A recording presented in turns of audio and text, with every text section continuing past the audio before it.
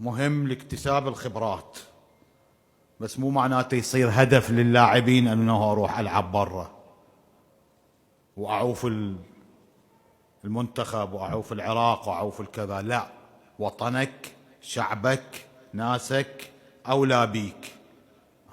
صحيح يجوز احنا يعني اكو تقصير ازاءكم ماليا غير ماليا، بس مو معناته انه، مع ذلك انا ما اقول له تروح برا وتلعب تكتسب خبرات 100%، بس لا يصير هدفك ويكون الكل يروح. لا، ماكو شيء بعد اللي صار حظه ونصيبه اهلا وسهلا، ماكو اللي يبقى هم بالوطن ويخدم الوطن هم على العين وعلى الراس. فلذلك هدفك الاول هو نصرة الوطن. تروح تلعب برا صحيح بنصرة وطن، بس وجودك في الوطن اولى. احترام المدرب والكادر التدريبي والاداري هذا امر ضروري، وتحتاج الى تدريب زائد، ممارسه بالكره زائده، لعبوا لعبات وديه، لعبوا لعبات خارجيه كذا. شي يقول لك المدرب، شي يقول لك الكادر، تطيع تلتزم مو فقط بالتدريب، حتى بحياتك الشخصيه اكو هواي اشياء عليك ممنوعه وما يكون تسويها ما تسويها خلص. انت بالنسبه لمدربك والكادرك جندي، تطبق ما يقال لك.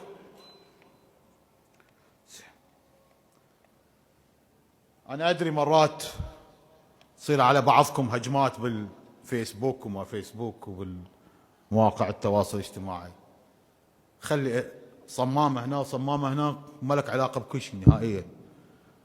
لو لك علاقه بكل شيء كان انا من اول يوم قاعد وساكت. زين، فانت هم لا تعتني. هسه اذا ما تريد اسوى بي اسوى بالاكبر مني، يعني ايش قد حكوا عليهم، ما لك علاقه. هيك كنا شيئا لم يكن، هي مجرد تعليقات يحصلون بها لايكات، شو لك علاقه بهم؟ انت العب، انت بقولك وهدفك ودفاعك وهجومك ووسطك راح تسكتهم وتخرسهم.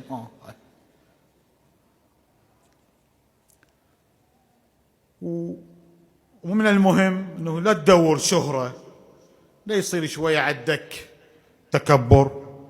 كل ما اللاعب متواضع يدور مصلحة منتخبه، يدور مصلحة لعبه، لياقته البدنية أهم شيء. أنا ذاك اليوم قلتها، أهم شيء باللاعب شيئين: اللياقة البدنية والفكر والثقافة. ولذلك حتى مدعوكم أنه كلكم تتعلمون إنجليزي،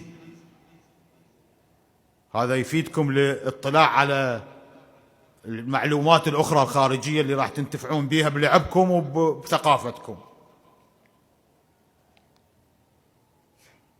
وحدة الصف خصوصا بين اللاعبين ضرورية جدا، مو تصير خلافات.